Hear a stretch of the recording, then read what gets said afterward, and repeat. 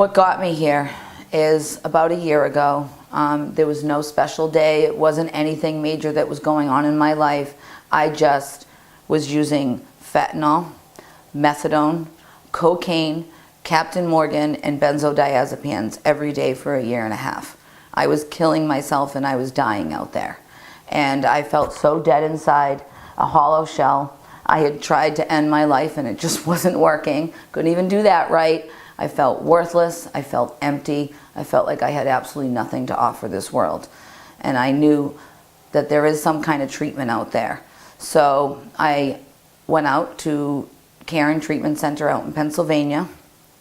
And I went there for 45 days. And it took me months to feel better again. And then I went into the next facility from there, which was a step down.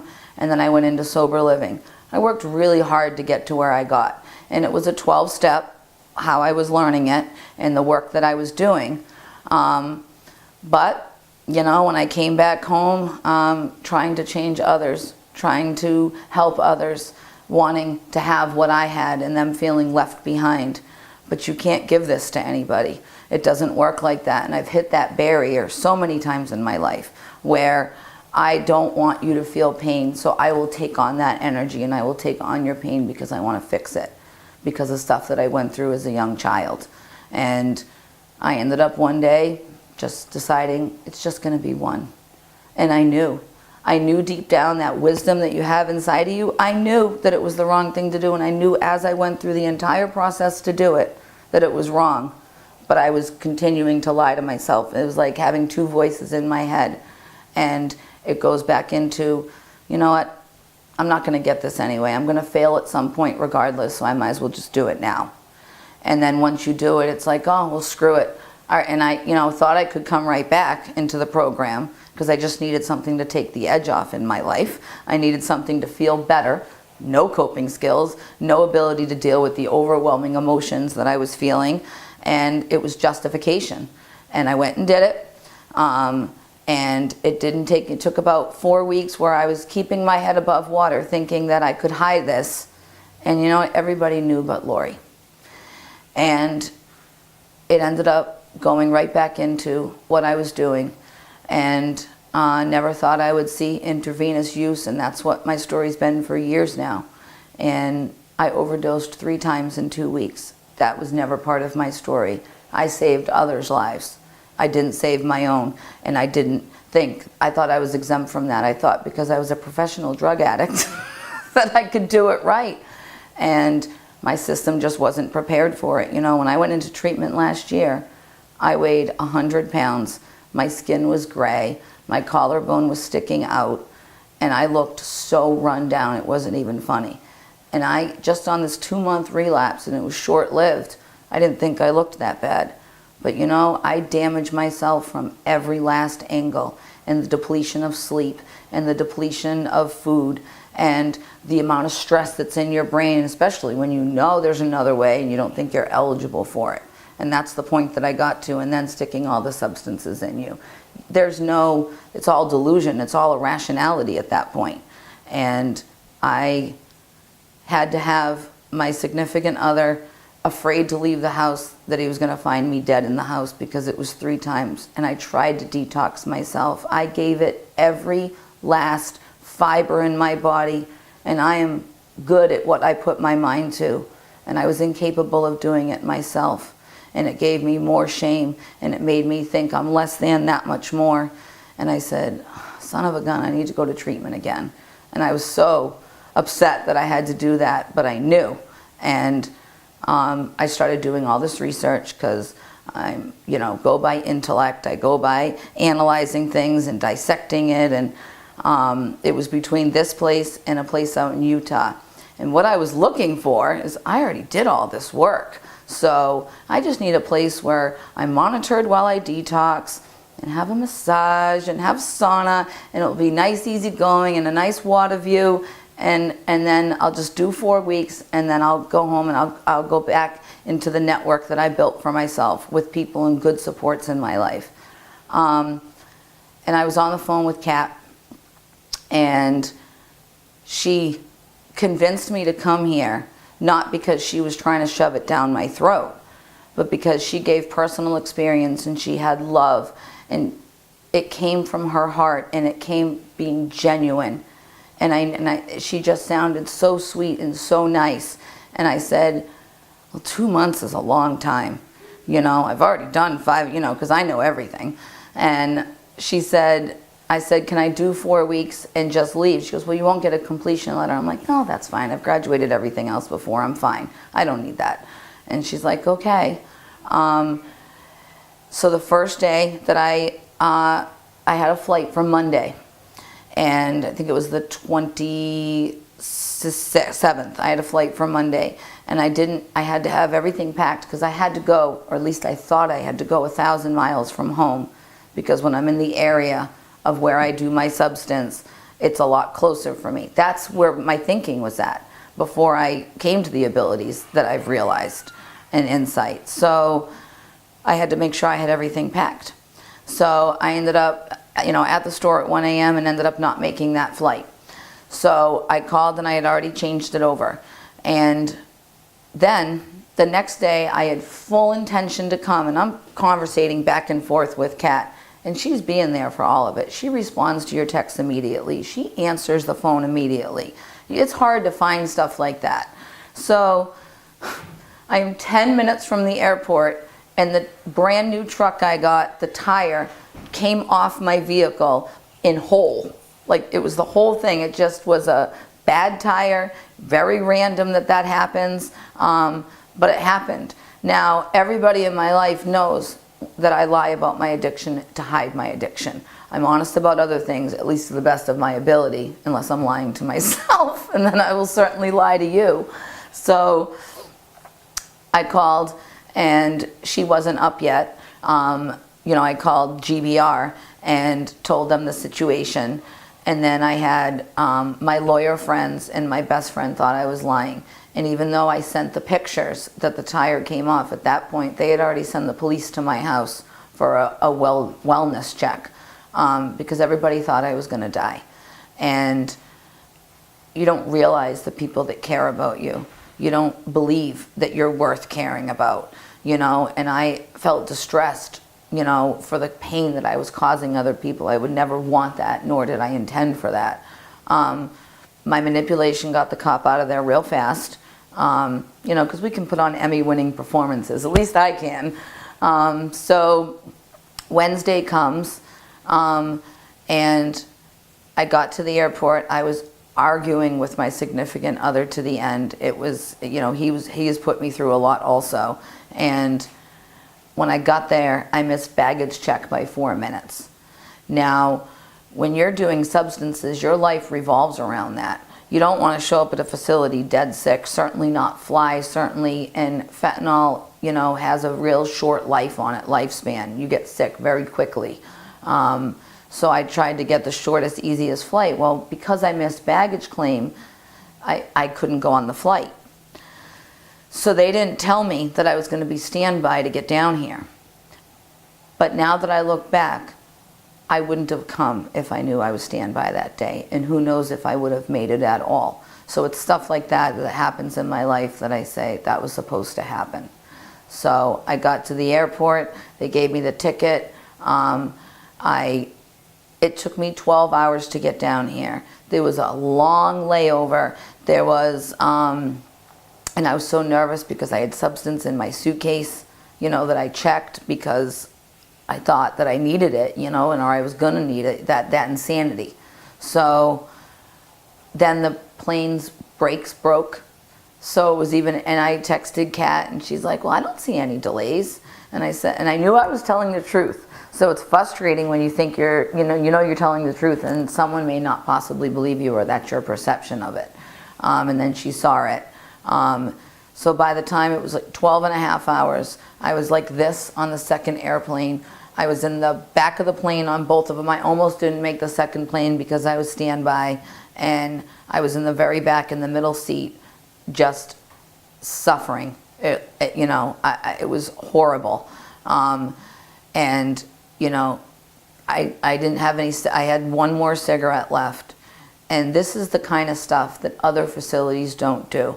Because I've been to numerous treatment centers, and I've been on that merry-go-round of jail, detox, treatment centers, giving up and saying, screw it, this is what my life is, I guess. And she took me to get 2 cartons of cigarettes. She took me to pick up my Western Union. She took me to get a coffee and then brought me here. Where do you find that? Where do you find that when it's not? But see, you know, my mind's like, well, maybe it's the politics because I'm paying to come here. You know, that's, you know, the closed-mindedness or going with what society's like. And when I got here, I walked through the door and, you know, everybody was outside having a break at that point. And the last thing I wanted to do was see anybody because I just felt so broken.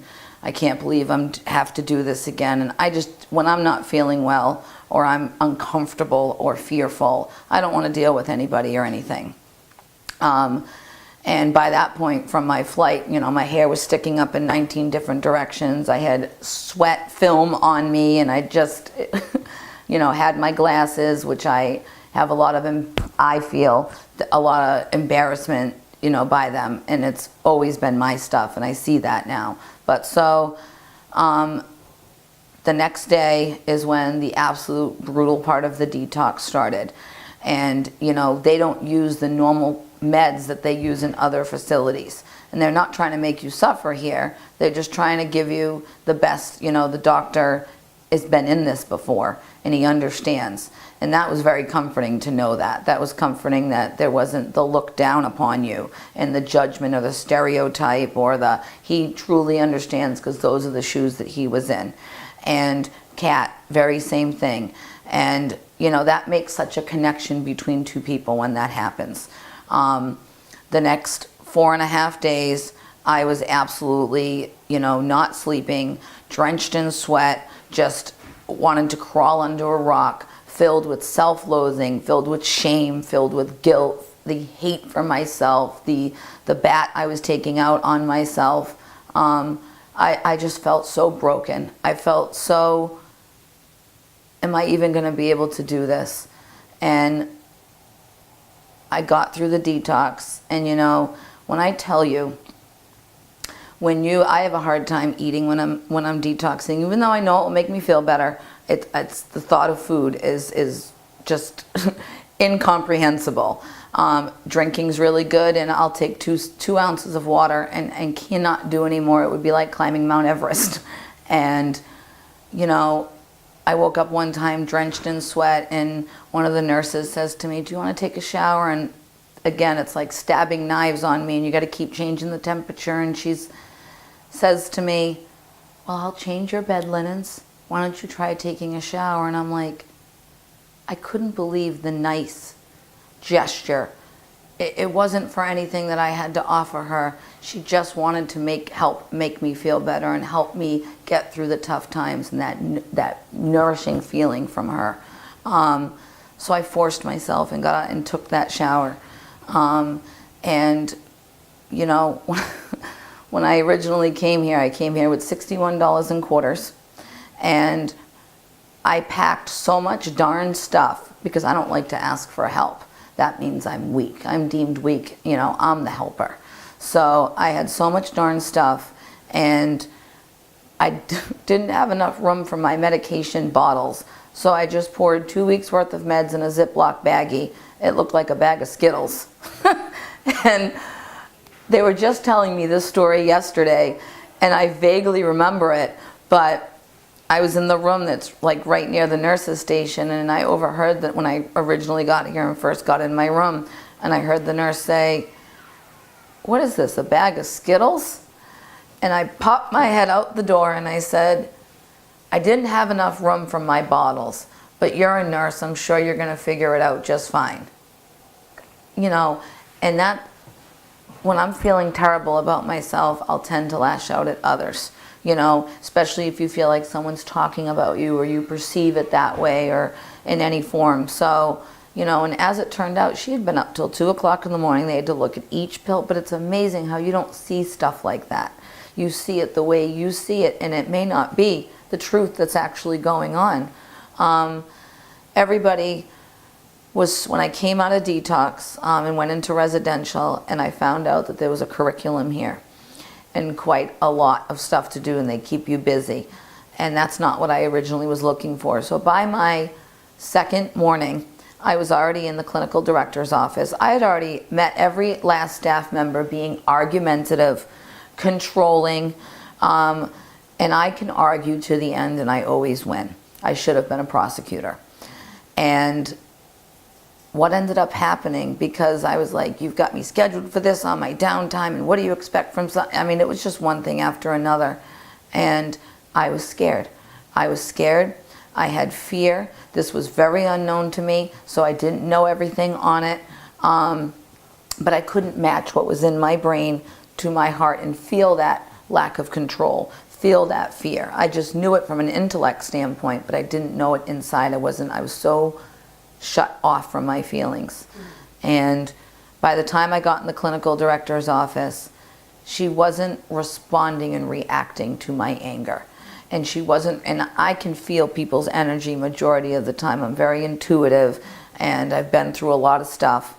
And I finally said, what do you want me to do?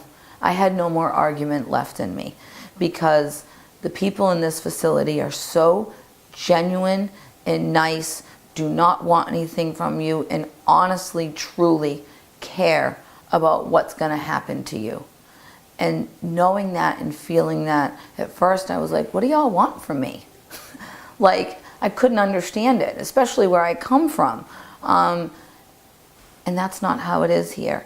This place is set up from everybody coming from a different angle and a different perspective, but all saying the same thing and all trying to truly help you any way they possibly can. The accommodations they did between, they don't allow you to have cell phones here, but I had some stuff going on up in Boston, some major stuff. I had just bought a home. I haven't even moved into it yet. People in my life had to move in. And to give up that control, because, you know, Boston can't live without me. You know, I do all this stuff, you know, what am I? But when I overdosed 3 times in 2 weeks, what trumps life? So I had to humble myself and come down here. And the people in my life said, Laura, you've done so much for us. Why don't you let us do something for you? And it took every fiber in my body to allow that. And my mind was still up there. And you know what? They accommodated me every way they could here by letting me use the cell phone to check, you know, my messages. I had my apartment that I had to be handing over the keys and having renovated, you know, and she doesn't know that I'm in treatment, you know.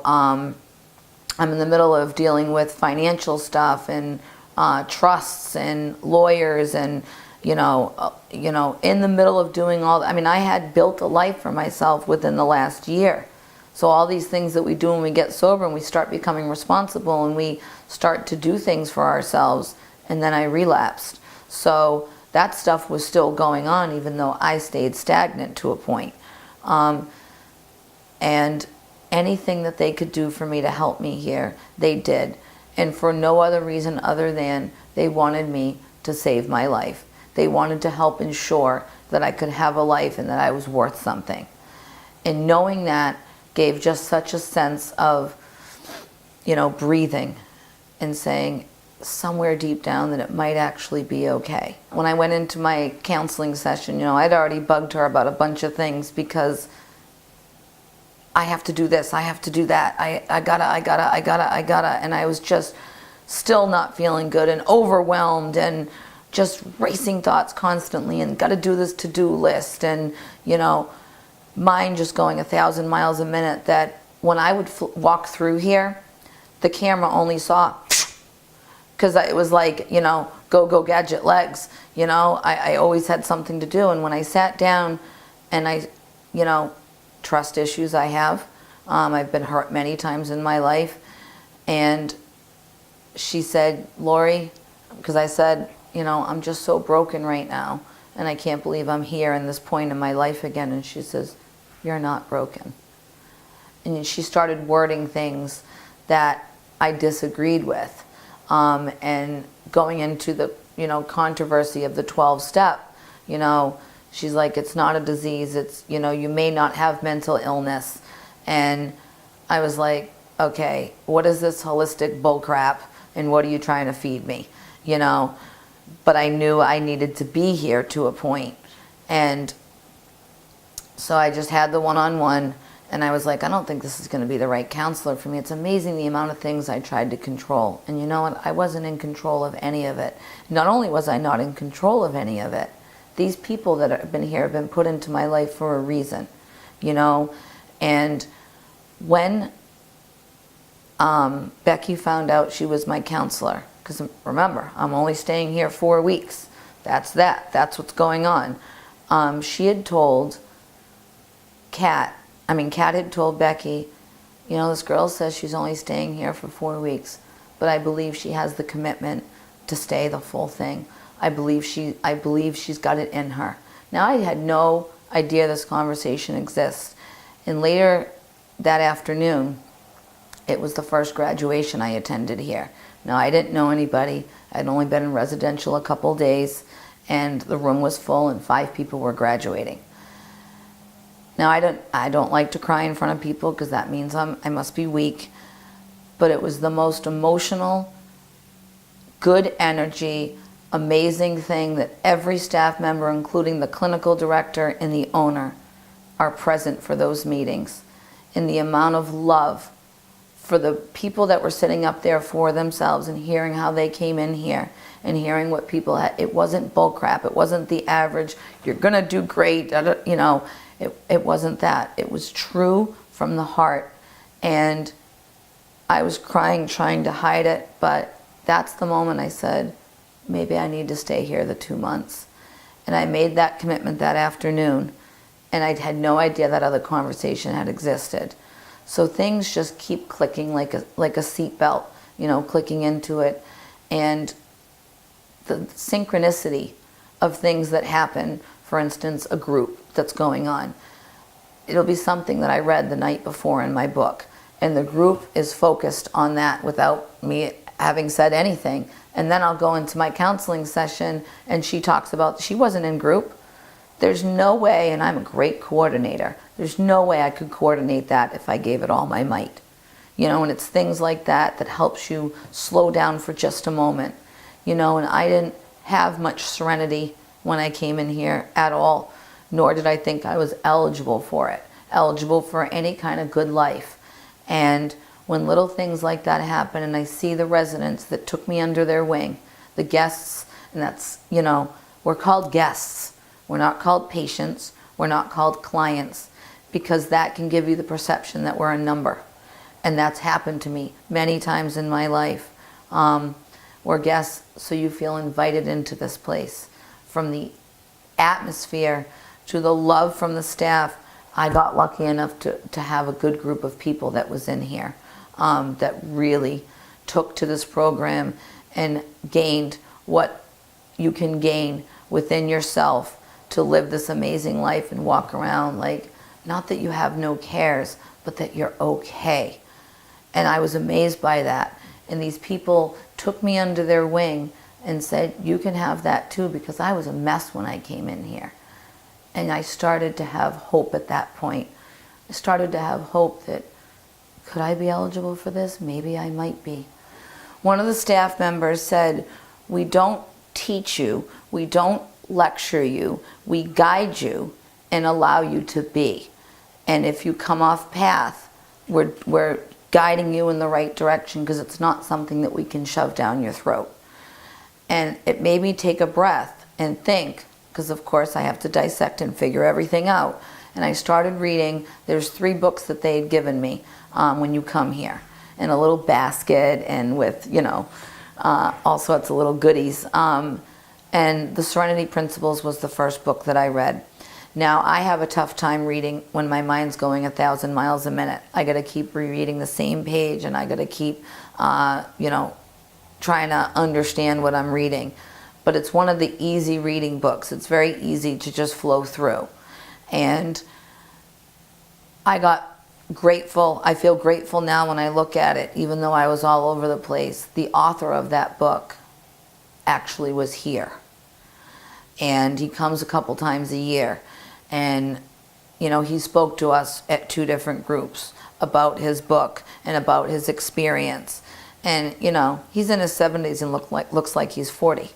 And you know what? Because when you're a kid at heart and you live life by, you know, being free and not stressing so much and trying to control things that you can't, it's amazing how young you can stay if you feel young in your heart.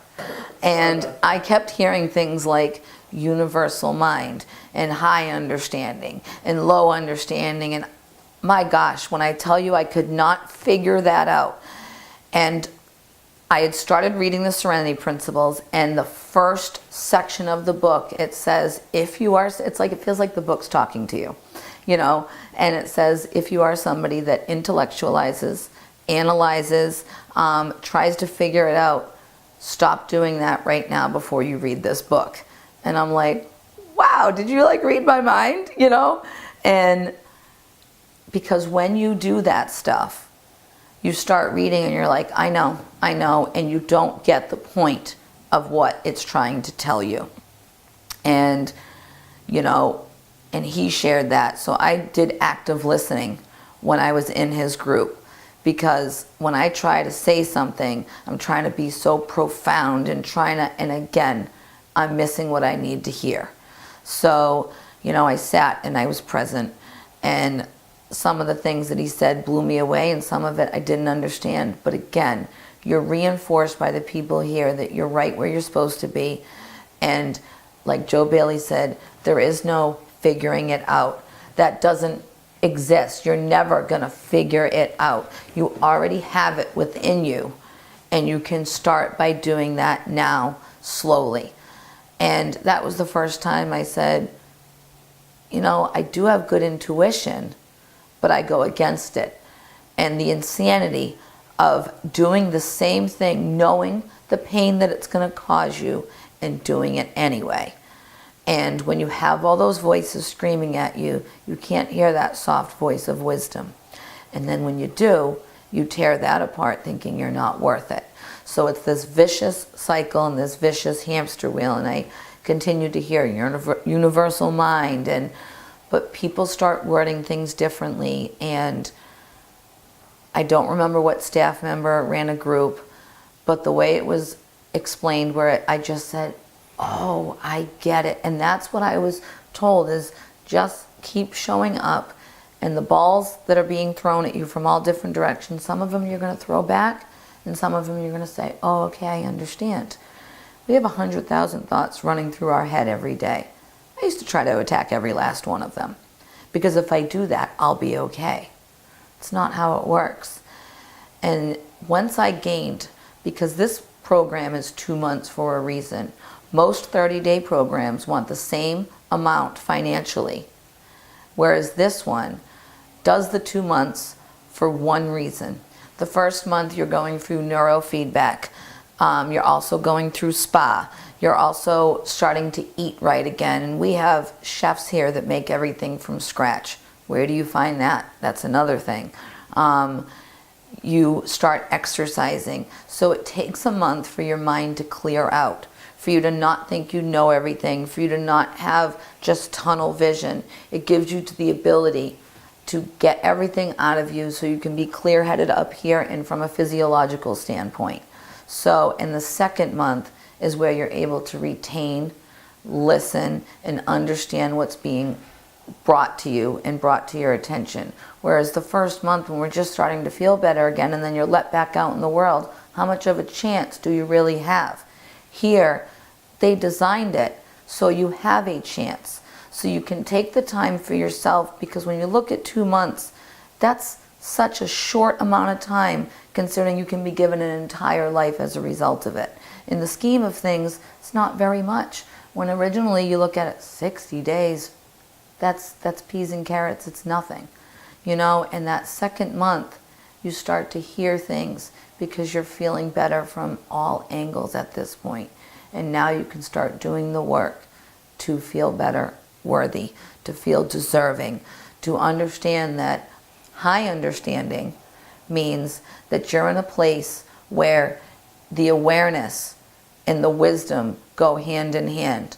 And low understanding is that your thoughts that are delusion sometimes, or that come from trauma, or that come from a conditioned place that you're used to doing over and over and over. So when you're in low mind, you're not thinking that clearly, you know? And when you're in high mind, you have an understanding due to the awareness that's being brought to you, you know? And when you have that awareness and you're in a good place and you're in, you know, big mind as they call it, you know, you start to realize that I can do this and that I can deal with anything that comes at me, as long as I understand that it's about looking through a different lens. You know, when you go to the eye doctor, you know, you get number 1 or number 2. And do you want to look through blurry lenses, or do you want to look clear and see the world for what it is? You know, Tom Shadyac did a documentary. He was in a big accident. He was the comedian, he was the director that did Ace Ventura, and many other movies, in an accident, and got these clusters in his brain, and just wanted to die because the mood swings and the depression, and he just couldn't get out of it.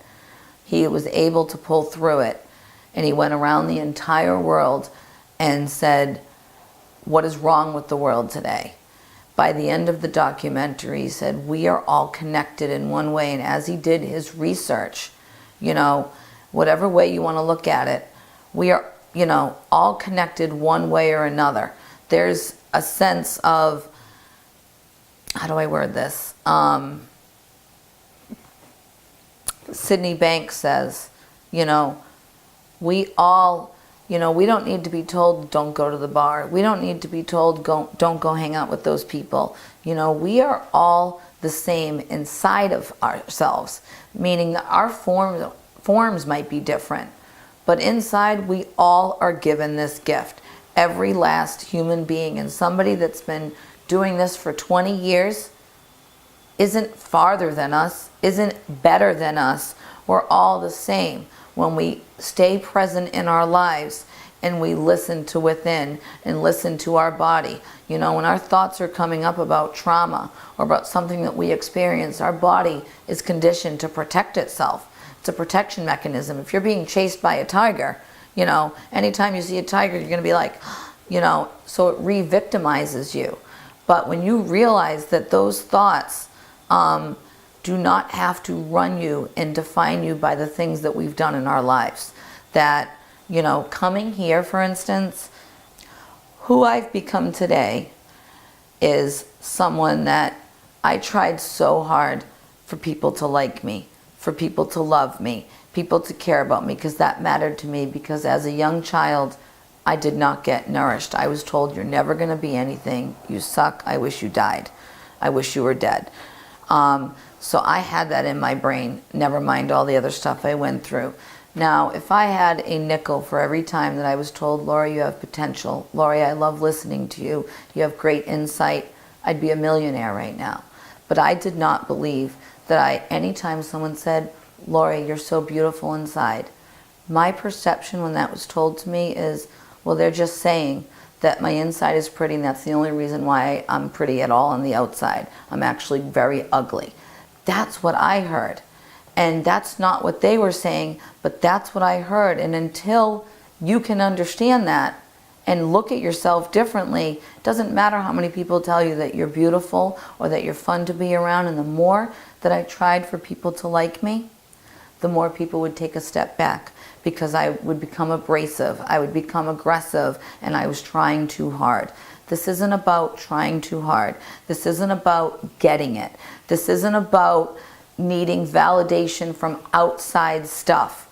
You know, this is about, even if somebody hurts you, it's about how you deal with it and realizing what's personal and my stuff and what was their stuff on what they've said to me, and how I felt, in connecting the emotions between humiliation, embarrassment, shame, and guilt.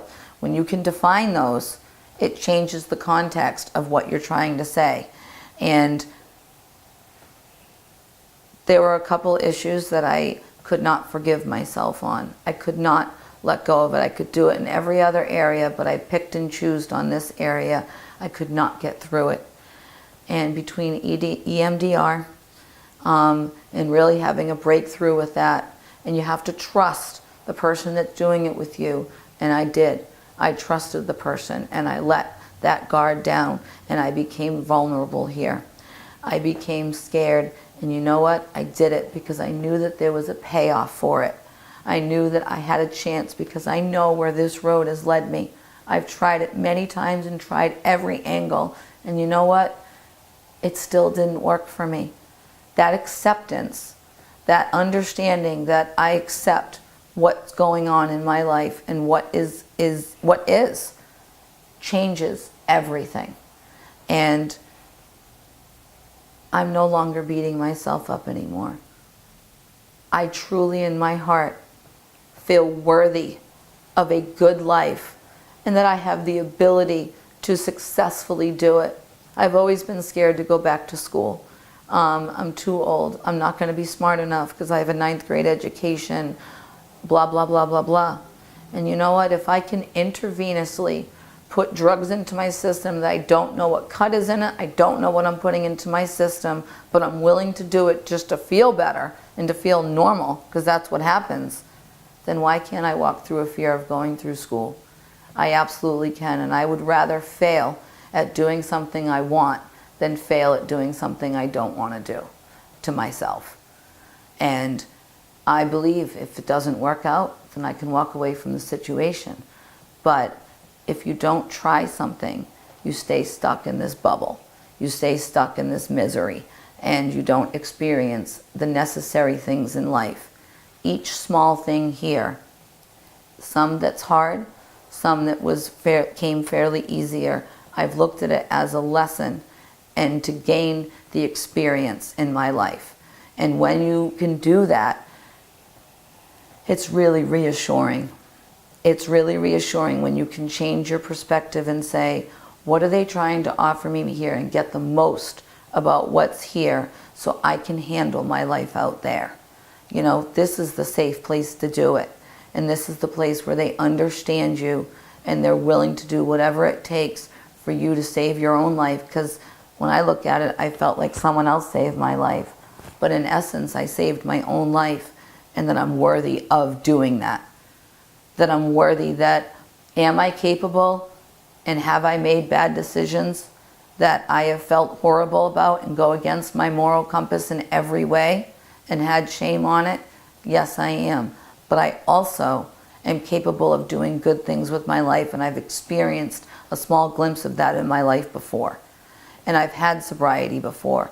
But what has been given to me here is such a deeper level that I could never possibly imagine in my life.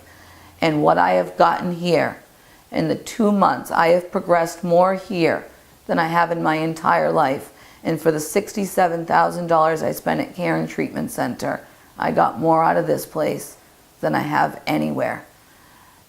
And I feel grateful that I've been given this opportunity, because people are dying out there. And there's a lot of people that would love for this opportunity, and that's most likely not going to happen. But the people that have the opportunity to come here, my gosh, do I feel lucky.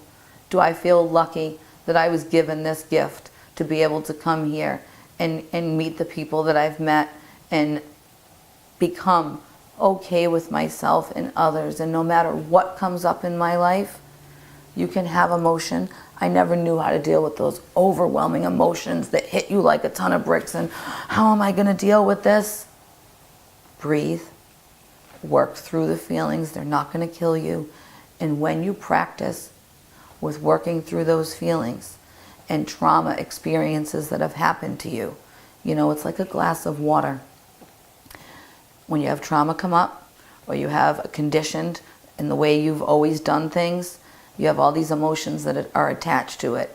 And then we react to those emotions and make bad decisions, whatever it may be that's, you know, using, for instance.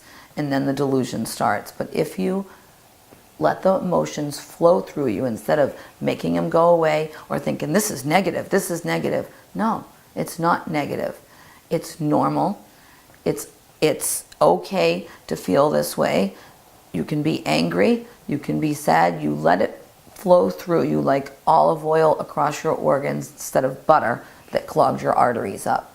And once it flows through you, each time that it comes up again, because it is a memory, the emotions eventually won't be attached to it.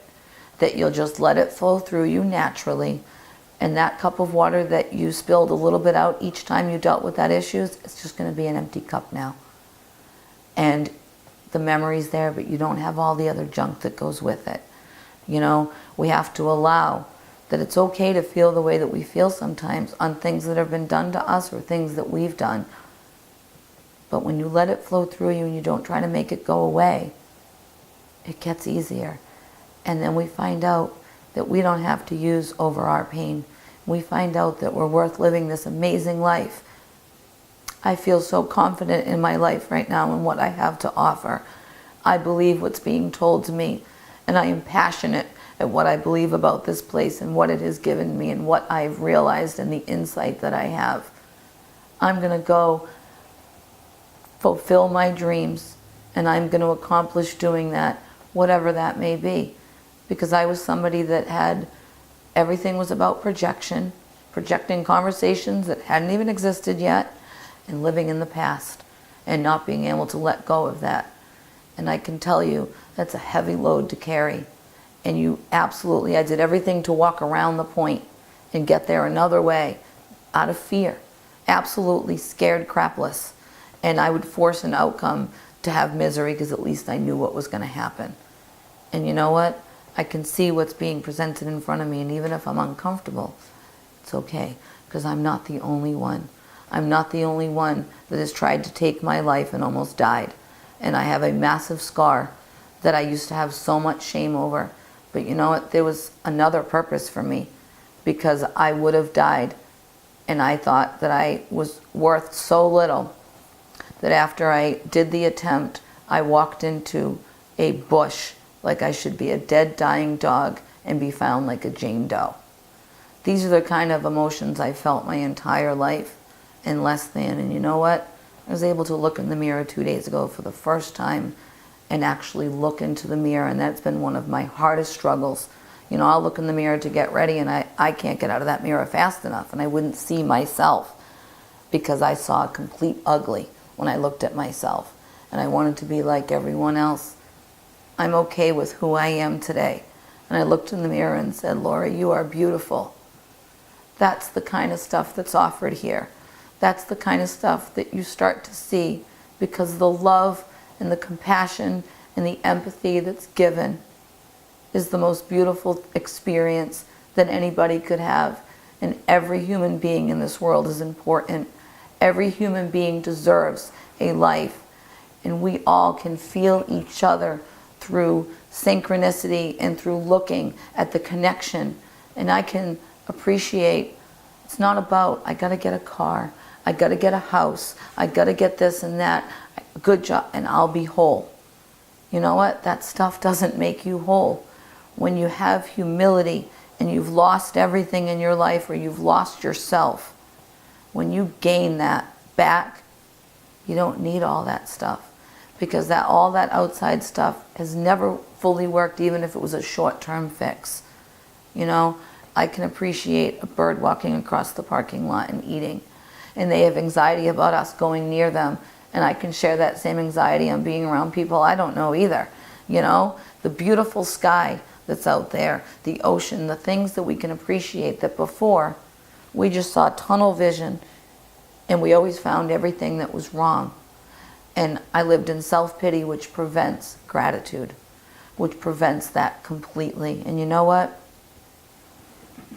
I don't see that today anymore. You can't give this stuff to anyone.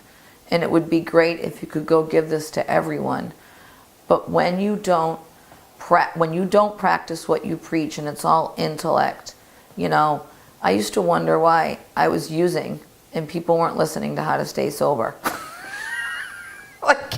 Because I didn't feel deserving that if I help everybody else in life, that maybe I can feel better, a little bit better about myself because of how unworthy I was.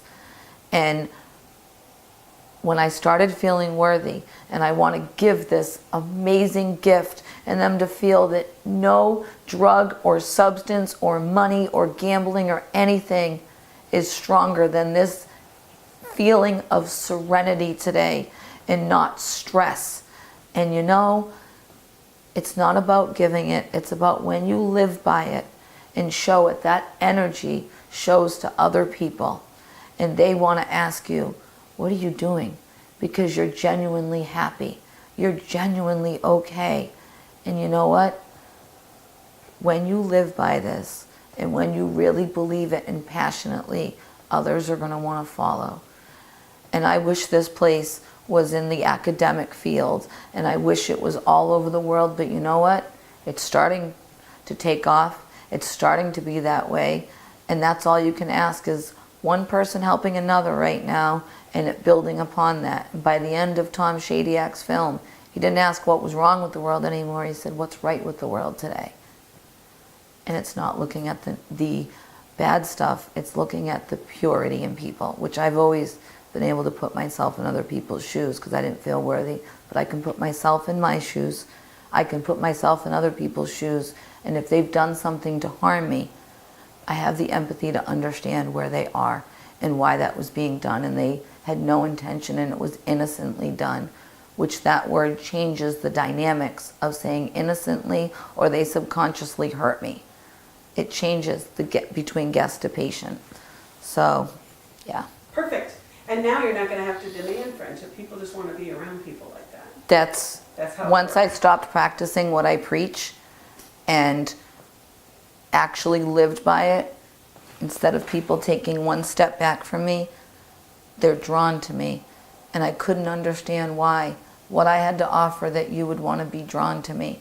And when I was asked to do this interview, when I was asked to speak to a guest, but you know what? Why don't I stop dissecting it and believing it? And I started doing that about a week ago. And you know what? When you have that crazy thought in your head that says, I'm not good enough, why would they ask me? I'm going to screw it up. I say, you know what? I'm not going to listen to you right now. That's not going to happen. I've listened to you about a little bit too many times, and I'm going to go by that real deep, deep, deep gut feeling. This place takes you to Starbucks. They take you out to play volleyball. They take you on amazing outings.